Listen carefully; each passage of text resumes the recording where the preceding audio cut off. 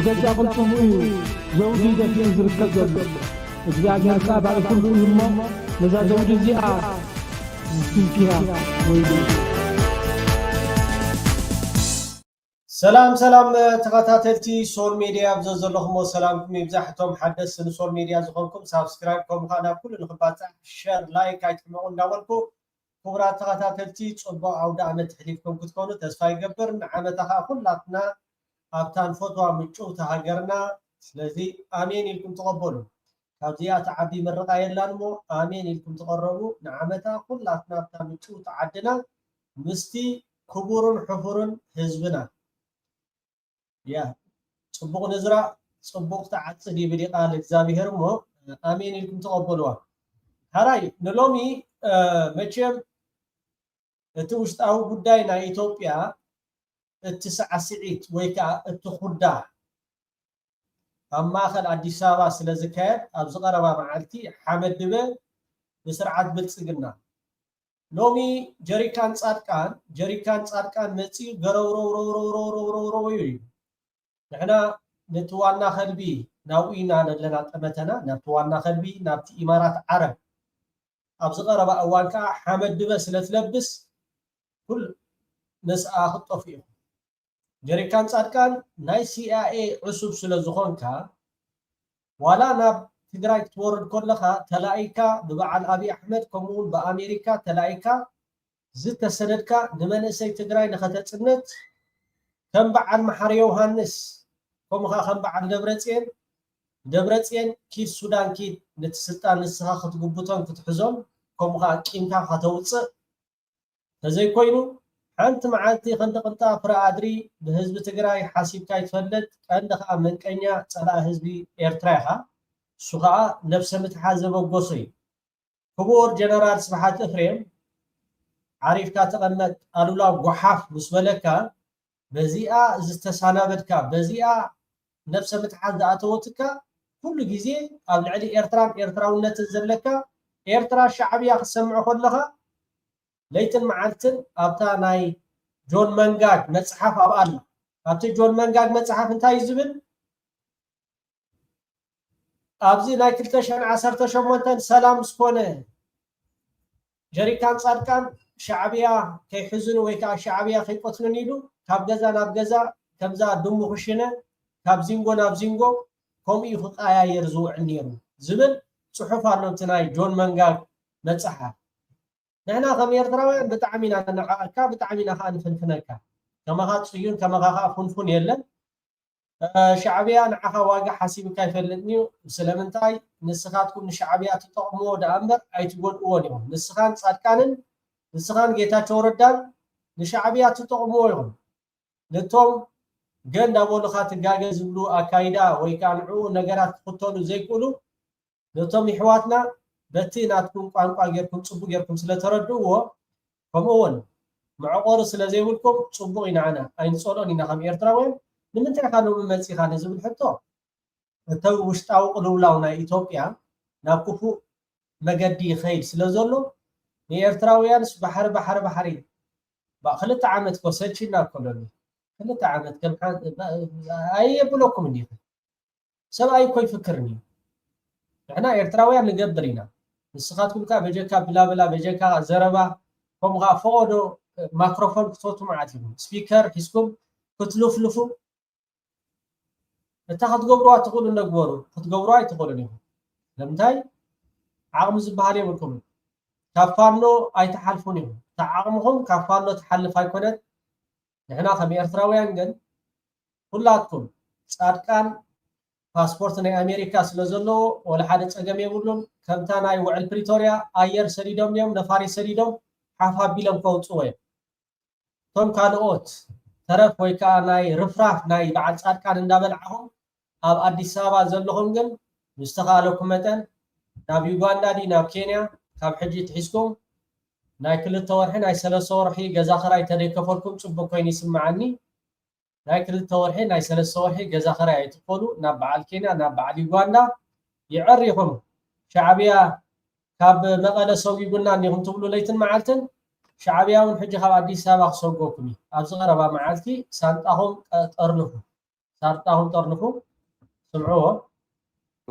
سرحهم نسرحوا احنا دما مسدقنا خوينا بسلام بتግራይ نبرلو ካብ ኩሉ ነገር ዘጥለን ነግረካ ህዚ ናብ ትግራይስ ብናይ ሻዕብያን ብናይቶም ኮርን ካብ ኮርን ላዕሊ ዝበሃሉ ዘለዎ ሰባትን ሸርሒ ምክንያት ናብ ትግራይ ከኣቱ ዘይምኽኣለይ ዝፈጥረለይ ሓዘን ክነግረካ ይክእል እዚ ክልወጥ ይደልዩ ኢቨን ኣት ፐርሰናል ሌቨል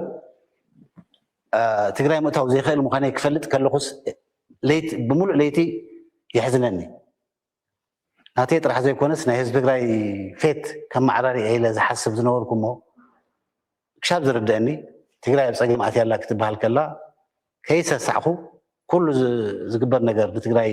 ዝገበርኩ ሰብ ናብ ትግራይ ንምእታው ክኽልከል ከማይ ዝመሰለ መዓሰብ ኣሎ እንታይ ዓይነት ፖለቲካ እዩ ኢሉ የጉሄኒ ስለዚ እቱ ነገር ተለዊጡስ ኣብቲ ራህዋ ዝበሃል ፕሮግራም መፂና ሰላም ኮይኑ እናስሓቅና እናተፃወትና ክነጉዖ ይደሊ ሎም ግን መሓረኒ ፅቡቅ ከመታካይ ተዘርካይ ብጣዕሚ ኦኬ ስለዚ ካብ ኣዲስ ኣበባ እውን ይዕሪካ ተፃራሪካ ወይ ከዓ ትርሕቆሉ እዋን ኣብ በዓል ኣሜሪካ በዓል ኤሮጳ ኮይንካ ትዛረበሉ ግዜ ርሕቆ ኣይኮነን እሞ ስለዚ እዛ ዘለኻያ ሂወት እውን ፅቡቅ ጌርካ ክትናፈቃ ኢኻ ኣስተማቕራ ጥራሕ ኢና ንብለካ نقبر دامبر ينفكرن لما أنتي أبز محاورة ميديا كمتم أغلبات نايبل سجنا وحوح خبل وعلو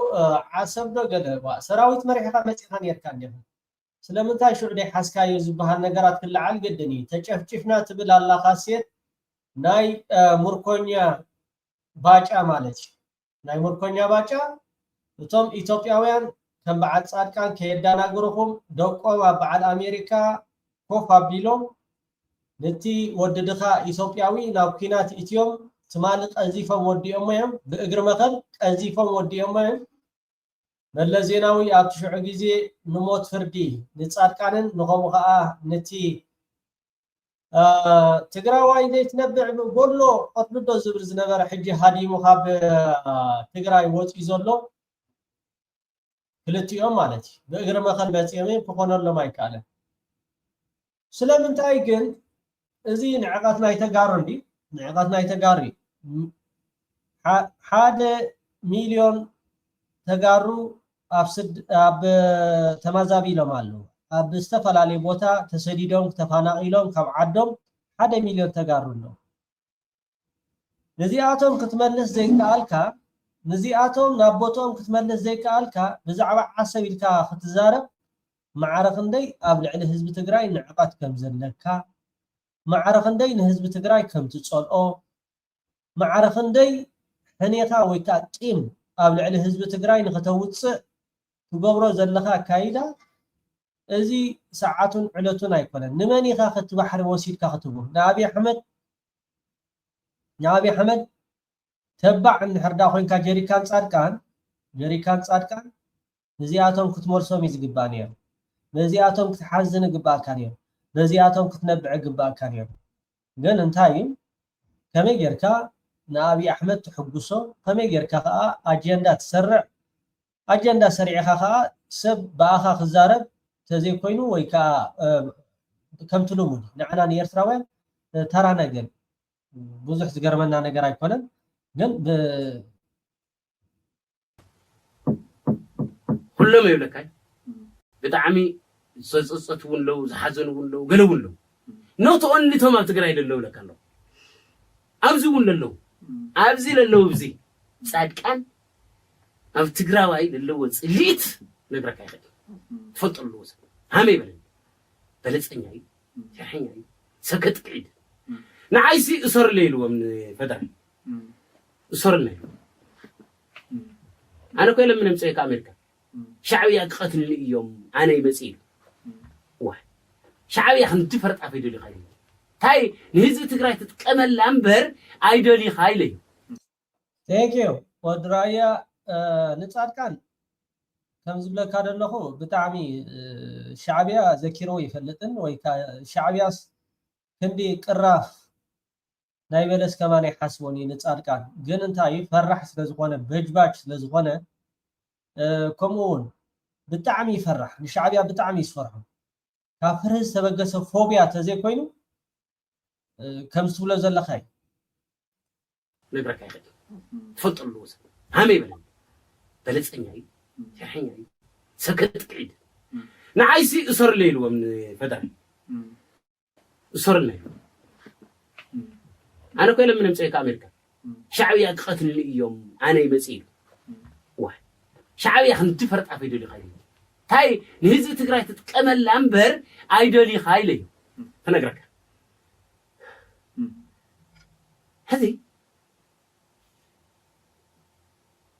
بلس أي ربحي positive think دبال كلي لو تقرأ أنا نفسي كأمن لني أنا نفسي كأمن لو نحوارك نقبر لنا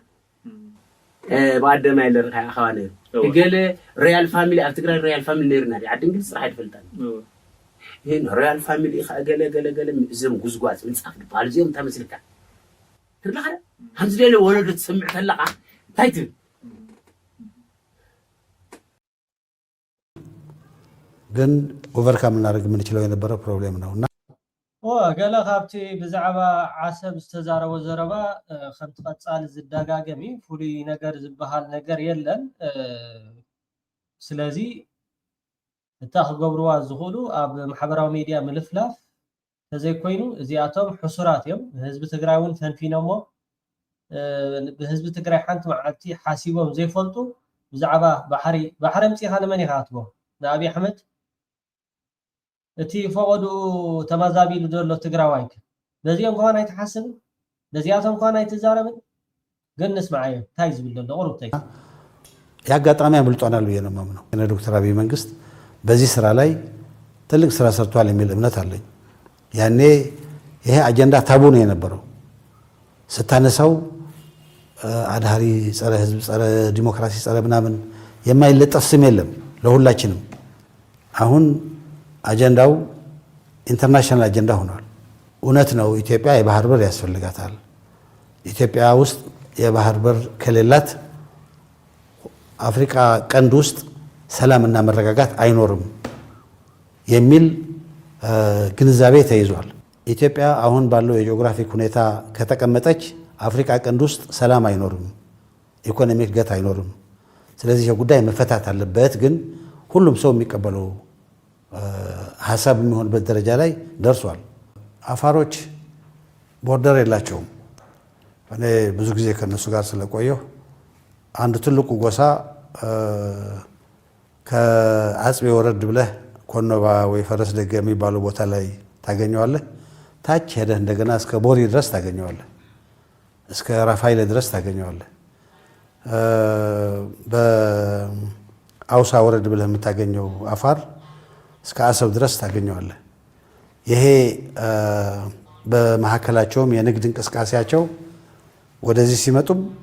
ከባህር ተሻገረው ወደዛ ሲሄዱ በአፋሮች መሐከል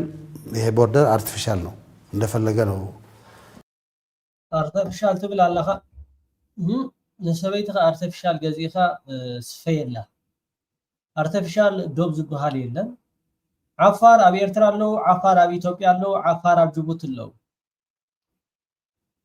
أبي إرترا كنا مالو أبي إثيوبيا خا كنا مالو أب السودان كأخوم مالتي بوغن السودان أبي إرتران أبي إثيوبيا أنتر حيكونن فولي كلنا أفريقيا بناي إثيوبيا زداو بناي كينيا كم حبرة سبالو بسومال زداوبو سومال لا إثيوبيا سومال لا سومال قالو بغبي ما قد يخا ارتفشال تبلو زلخ إذن عها واقع خفلك مهارة تفلت كتير لك خبيري اجي تزارو لخا لفليبكا ويكا تزاريبكا سوئلكا تخودو قداي كونو قن انتايو فترخوا زي كارتا ارتفشال زبهار نقر إلا ارتفشال لتخون زيت مت سوي كان يتمت ناب عصب زي تأتو بقراه ارتفشال النهر داخل أبتا سمارة كمان تقلقي لي كأبا فرق ساعات كمان أبا خوفي كازي تفلت أبتا سمارة تبهر ناي عفار كل العفار فرق ساعات كمز بيجبات جنة كمز فرح سب يلا ቀዳማይ ካብ ኢትዮጵያ ፈራህ እዚ ሰብ እዚ ካብ አዲስ አበባ ሻዕቢያ ከይቆትሉኒ ኢሉ ገዛ አቱ ነይሩ ናብ ትግራይ ከይዱ ካብ ትግራይ ካ ሻዕቢያ ከይቆትሉኒ ኢሉ ካ ናብ አዲስ አበባ ሃዲዩ እዚ አታ ታሪክ በምህዳም የሚገናኙት የሚንቀሳቀሱት የሚነግዱት የሚሰሩት በተለያየ አጋጣሚ ከቢትወደድ አሊምራህ ጋር እንገናኝ ስለነበር ይሄ አፋር የሚባለው ኤርትራ ውስጥ ያለው አፋር የሚባለው ኤሪያ የኢትዮጵያ አካል ነው ከኢትዮጵያ መነጠል የለበትም የሚል ጠንካራ አቋም እሳቸውም ሌሎችም የጎሳ መሪዎች ነበሯቸው እና ቀደም ብሎም በአጼ ምኒልክ ጊዜም ቢሆን ኋላም በአጼ ኃይለ ሥላሴ ጊዜ ኋላም እኛ በረሃ ያለንም ከገባን በኋላ ኢህአዴግ በረሃ ያለም ከገባን በኋላ ኢትዮጵያ ውስጥ በሚደረገው ማንኛውም ፖለቲካ እንቅስቃሴ ውስጥ በጣም ጠንካራ አቋም የነበረው ህዝብ ነው። የአንድ ሀገር ናሽናል ፓወር የሚባሉት ቢያንስ 4 ትላልቅ እንትኖች አሉ። አንዱ ኢኮኖሚክ ፓወር ነው። ባህር ምናጣ ያለነው በብዙ መለኪያ ያን እንድናጣ በማንገባበት አይነት ጂኦግራፊክ አቀማመጥ ውስጥ ሆነን ነው እና ጉዳቱ ትልቅ ነው። ነፃ ፖርት ይሆናል እንደፈለገን እንጠቀምበታለን ከተባለ በኋላ ወደ ህጋዊ ማዕቀፍ ወስደን ባይንዲንግ የሆነ ስምምነት እናድርግ የሚል ሐሳብ አላነሳንም። እንግዲህ ያለ መብሰል ሊሆን ይችላል፣ ንዝህላልነት ሊሆን ይችላል፣ whatever የተባለ ሊባል ይችላል። ግን ያኔ ወደ ህጋዊ ማዕቀፍ አስገብተን አስገዳጅ እናድርገው የሚል አቋም አልነበረንም። ያኔ በተደረገው በጣም ከፍተኛ አስጨራሽ ውጊያ የኃይል ሚዛኑ ሽፍት አደረገ። የኛ የበላይነት እየመጣ የነሱ ደግሞ ዝቅተኛነት እየመጣ ሄደ። ከዛ በኋላ ፕላኑንም ሪቫይዝ ማድረግ ጀመር። መጀመሪያ የነበረው በቀጥታ አሰብ እናስመልስ አይነት አልነበረም። ንብረታችንን የምናስመልስበት እነሱን ገፍትረን ግዛታችንን የምንይዝበት ኋላ ግን ኃይላችን እየጨመረ ሲሄድ አቅማችን እየበረታ መሄዱን ስናይ ምን እናድርግ የሚል ውጊያ እየተነሳ ሄደ። ያኔ ነው እንግዲህ አቅማችን እየበረታ በሄደበት ወቅት ይህን ጦርነት እነሱ ናቸው የጀመሩት፣ እኛ አይደለም የጀመርነው። ስለዚህ የሆነ ኢንተርናሽናል ስምምነት ቢኖርም አፍርሰውታል እነሱ እና እኛ የፈለገ ለማድረግ ነፃነት አለን። ስለዚህ ከዚህ ቀደም የሰራነውን ስህተት እናርም፣ አሰብን እንቀማቸው የሚል ነገር ማንሳት ጀመርኩ እንደ ኦብጀክቲቭ። ያኔ በህጋዊ መንገድም እነሱ ራሳቸው ውጊያውን ስለጀመሩ እኛ የፈለግነውን ነገር ለማድረግ የሚያስችለን የህግ ሽፋን ነበረን። በዲፕሎማሲ አንፃር እነሱ ውጊያውን ስለጀመሩት የዲፕሎማሲ ሽፋን ነበረን። ኦኬ ጻድቃን ሓሳዊ እንታይ ክብል ጸኒሑ ኤርትራ ኩናት ጀሚራ ንሕና ከዓ ላዕለዋይ ሒዝና ከምኡውን እቲ ኩናት ጽቡቅ ጌርና ነርና ንቅድሚት መለስ ዜናዊ ተመለሱ ኢልና ኤርትራ ኩናት ከም ዘይጀመረት በዓልካትኩም ኩናት ጀሚርኩም ኣብቲ ትህብዎ ዝነበርኩም ዜና ወይ ከዓ ከምዚ ሕጂ ትዛረቦ ዘለካ ትሕስቡ ከም ዝነበርኩም ሕጂ መራሒ ናይ ምክልኻል ናይ ኢትዮጵያ ዘሎ ብርሃኑ ጁላ ዝተዛረቦ ስምዓዩ ኤርትራ ደካማ ነው ያሉት ደካማ ኮለን የሞክሩት ነጋ ጠባ ኤርትራ ከአፋቸው የማይወርደው ኤርትራ ደካማ ስለሆነ አይመስለኝም፣ ጠንካራ ስለሆነ እና ኤርትራ ከኛ ጋር መስራቱ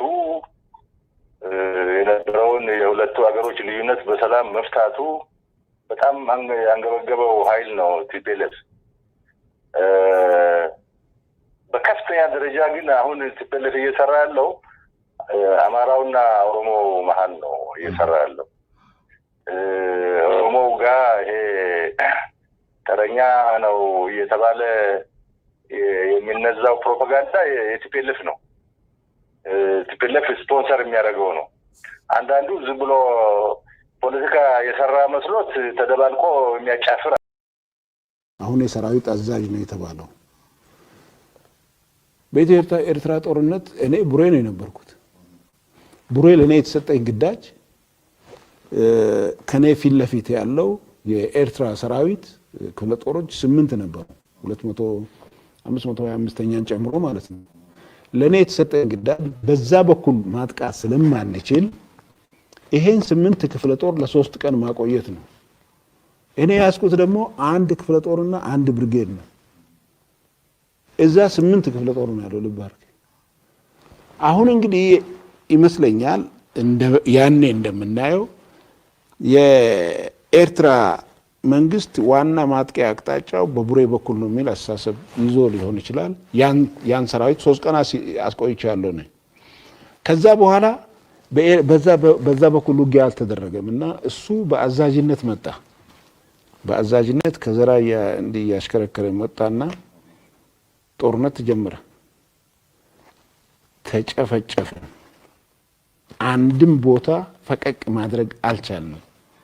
አንድ ክፍለ ጦር ያመጣል ያስገባል፣ ይጨፈጨፋል። ሌላ ክፍለ ጦር ያመጣል ያስገባል፣ ይጨፈጨፋል። እሱ በኔ ላይ ነው የመጣ ልባርክ። እኔ አዛዥ አይደለም እና እኔ ለምን አዛዥ አልሆንኩም የሚል ኮምፕሌን ለማቅረብ አይደለም። ምክንያቱም በዛ በኩል ጦርነትም አያስፈልግም። ለምንድን ነው የምንዋጋ ሊገባኝ አልቻለም። እሱ አዛዥ ሆኖ እንዲዋጋ መጥቷል። ተጨፋጨፍን። ከዛ በኋላ ሰላም ማስከበር ገባ። የኛና የኤርትራኖች ሬሳችንን ሳናነሳ ነው የወጣ ነው። አንደኛ ይሄ ነው። ሁለተኛ ከዚህ በፊት አይጋ የሚባል ውጊያ ነበር። ለምሳሌ የዚህ ባድሜ የተለቀቀበት ጊዜ የባድሜ ውጊያ ባድሜ ተለቀቀና ባድሜ ሲለቀቅ ጻርቃን በአይጋ ወይም ደግሞ በዚህ በዛላምበሳ በኩል የ20ኛ ክፍለ ጦር አዛዥ አሁን የአርሚ 4 አዛዥ ተክላይ አሸብር የሚባል ወይም ወዳ አሸብር የሚባል ሰው ነው። እሱ ነው እየመራ የነበረው እና እሱ በሚመራበት ጊዜ ትዕዛዝ ተሰጥቶ በአይጋ በኩል እንዲገባ ተደረገ። እንደ ቄራ ከብት ነው የገባ ነው። ታንኩን ለገበያ እንደሚሄድ በጎች ነው የነዳው። ከባድመ ከተያዘ በኋላ ጻርቃን እዛ ኃይል ስቦ በዚህ በኩልም እንዲገባ ተደረገ። ቄራ ገባን። ተጨፈጨፈና ተመለሰ የኛ ሰራዊት። ከዛ በኋላ ይሄ ተክላይ አሸብር የሚባለው ከሳሽ ጻርቃን ተከሳሽ ሁለቱ ናቸው የሰሩት እዛ ቦታ ላይ። ከሳሽ ጻርቃን ተከሳሽ ተክላይ አሸብር የሞት ፍርድ እንዲፈረድበት ነው የተባለው። የሞት ፍርድ እንዳይፈረድበት የተቋቋመው የፍርድ ቤት ወታደራዊ ቀዳሚ ፍርድ ቤት አድነውታል። አሁን ሁለቱ ናቸው እያዋጉ ያሉት። ኦኬ ጻድቃን እዚ ካብቶም ሞት ፍርድ ዝተፈርደ መዓ ሰራዊት ብእግረ መኸል ምስ ወዳ አሸብር ኮይኑ ዘህለቀ ተጨፍጭፊ ተመሊሱ ከምዚ ሕጂ ወፂ ዝዛረቦ ዘሎ ይኮነን እሞ ኣብዚ አኽለናይ ቲፒኤልኤፍ እና ሻዕቢያ በጥምረት ሊሰሩ ይችላሉ። ምልክቶች አሉ። ስምዑ ኣብዚ ሕማም ናይ ሻዕቢያ ማለት ኣብ ኮብ ስለዝኣተወ ንጻድቃን እዚ ከንታይ ዝብል ዘሎ ምልክቶች አሉ። ባይዘው በጣም አደገኛ ምልክቶች አሉ። እኔ ደረሱኝ መረጃ አለ። አሁንም ጀነራል ጻድቃን ራስን ጠብቅ።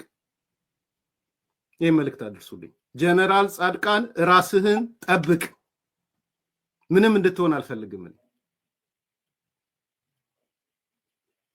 የፈለገ ስም ስጡ በዚህ ላይ የፈለገ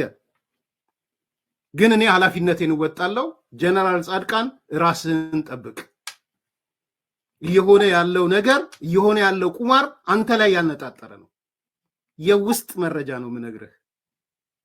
የኢትዮጵያ መንግስት ምናምን አይደለም። ከጓደኞች ነው ምነግርህ። ቁርጣችሁ ላኩልኝ። ጀነራል ጻድቃን ራስህን ጠብቅ። ከሆነ በኋላ መቆጨት ስለማያስፈልግ ስለዚህ እነ ጀነራል ጻድቃን ላይ ሻዕቢያ ኦፕሬሽን ሊሰራ ይችላል። ከወንድሞቹ ከጻድቃን ወንድሞች ጋር ተባብሮ ኦፕሬሽን ሊሰራበት ይችላል። ምልክቶቹ እነሱ ናቸው።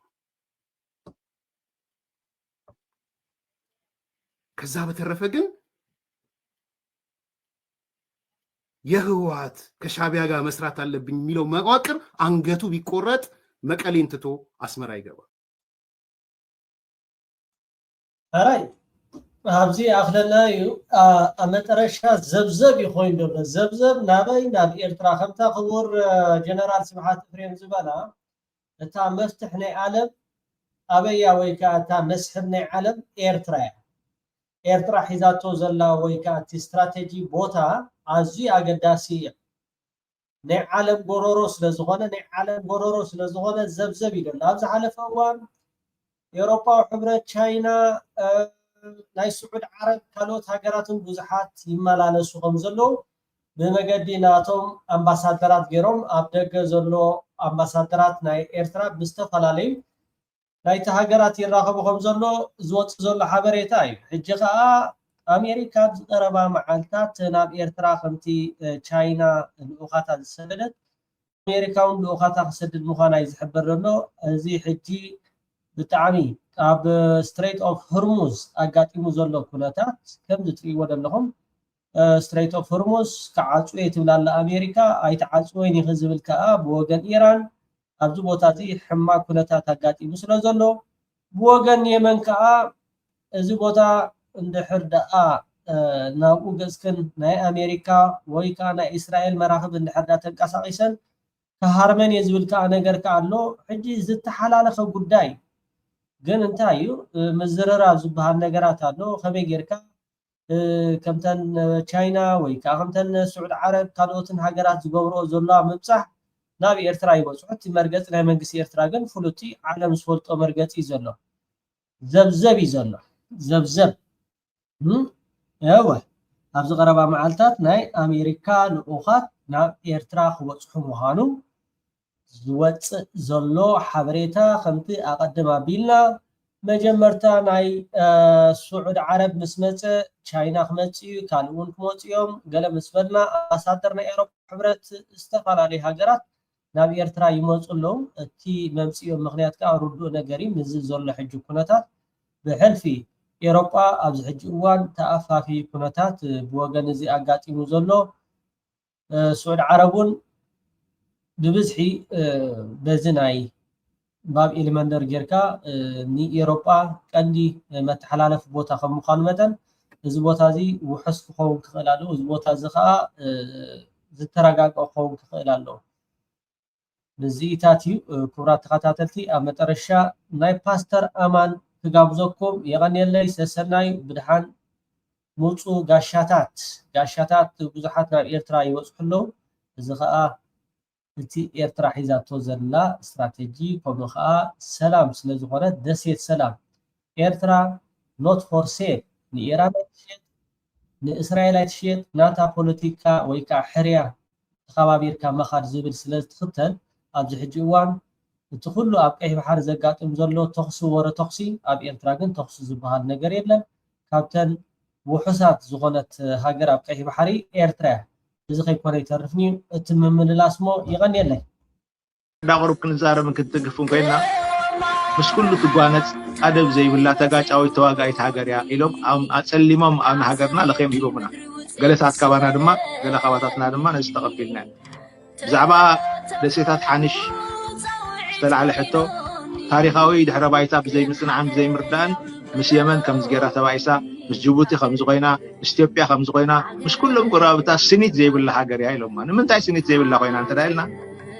ቀያሕ ዝፈተወን ኣብ ደንደስ መገዲ ዝዘርአን ሰብሲ ከይደቀሰ ሓድር ዝበሃል ዘረባ ቀያሕ ማለት ፅብቕቲ ሰበይቲ ተመርዓወን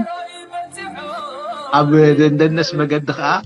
زرع سبن حلاف مجد تا بندست مجد زلاجرات نقنت بشويتنا بالأخير يودوا الكامل تتماتي تلزها جرزيا كل التعسفين يشتغل استخلت زغناء ودبات له هبت له خبر له من الوقت نحن زي فلتنا زي تردانا كلا عم وقت نجارات له تم بدق خوينا مزري وازلوا ونزغوا العسل الزري السخاطهم كان حدر كاسم كبلو سرنا هي بمنع عشيهم أو أدهالي لهم نسأم بنوركن كبرن كوسدو من يسوات زناقحو سبع سلستسو اي فالمان سرناكم يترفنا حاجزكم يترفنا بصفرنا مالت سعيرنا بعلنا خنبرنا مبال تعبيتين دركنا تقوتيرو تهاجر ابرام زام سر بزح بون سني حسابيت مرداسينا نحنا خم ترغانت جيرنا مقبالنا نغزا رسو لموسى امرو محازز ስለዚህ خنبرابر قبالنا زي بوليتيكاوي حساب زين فلت ترى خوينا أخنا زي مقفان تاريخاوي الحروايتات نجارات زين نصنع ترى خوينا على لا بيلنا إلهم ملكاز زي مدقام تعناي كاو ترى فجنا ዓብይ ወይ ከዓ ብፈልጥ የምባል ብፖለቲካ ዝዓበኻ እንተመሰለካ ብካልእ መዳይካ ዝዓብይኻ ሰባት ከም ዘለዉ ኣይትረስን ሕጂ ግን ፀላእትና ኣብ ልዕሊ ሃገርና ኢዶም እናወጣውጡ ከለዉ ንሕና ድማ ድሕሪ ኣብቲ መንግስቲ ነዋጣውጥ ኮይንና ኣብ ወገን ፀላእ ተሰሊፍና ከም ዘለና ይኽረእ እዚ ማንም ሰብ ክርድኦ ዝኽእል ሓቂ ጉዳይ ሃገርና እቲ ምስ ደገ ዘሎ ባእሲ እሞ ንወዳእዮ ንህዳእዮ ሽዑ ኮፍ ኢልና ከም ስድራ ቤት ምስቲ መንግስቲ ክንዘራረብ ንኽእል መንገዲ ድማ ክንዳሉ ንኽእል እዩ እዚ ናይ 2 ሰብ ናይ 10 ሰብ ናይ 20 ሰብ ጉዳይ ዘይኮነስ ጉዳይ ሃገር ስለ ዝኾነ እቶም መንፈሳውያን ኩላትና ሃገራዊ ጉዳይ በኣና ይውዳእ ማለት እውን ኣይኮነን ናትና ገደግን ንገብር ካልኦት ከዓ ምሁራትን ለባባትን ዓበይትን ብዙሓት ስለ ዘለዉ ንሳቶም ከዓ ብመገዶም ድማ ሓደ ነገር ይገብሩ ስለዚ ተደሚሩ ኩሉ ኣብ ዕርቂ ኣብ ሓድነት ከምፀና ይኽእል ቆዮቋን ባእስን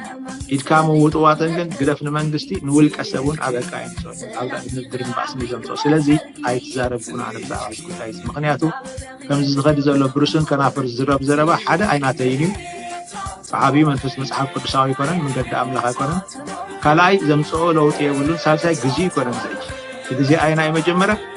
መንግስቲ ኣብ ካልእ ስራሕ ዝፀሚድ ኣሎ ግዳማዊ ዝኾነ ሽግራት ኣለዎ እቲ ግዳማዊ ዝኾነ ሽግርና መጀመርያ ክንፈትሖ መታንክል ወገንና መንግስትና ኮይና ደው ክንብል ኣለና ንስኻትኩም ዓማፅ ትብልዎ ዘለኹም ንስኹም ኢኹም ትብልዎ ዘለኹም ንሕና ይበልና ዘይመበልና ምክንያት ድማ ዝረኣናዮ ንምስክር ሰማዕናዮ ከዓ ንዛረብ ፅሑፍ ስለ ዝኾነ ዝረኣናዮን ሰማዕናዮን ናይ ዓመፅ መገዲ ብዛዕባኡ ካብቲ ንስኻትኩም ትብልዎ ይኮነ ካልእ ፅቡቅ ጎኒ ከዓ የብሉን ማለት ኣይኮነን ሃገር ደው ኣቢሉ ሒዝዋ ዘሎ ሰብ ምዃኑ ከዓ ትበልኩም በሉ ሓቂ ነገረኩም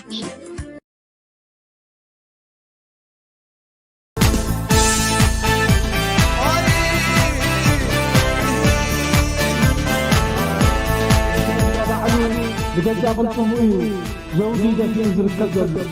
إذا جاء سابع كل يوم نزار زوجي زيادة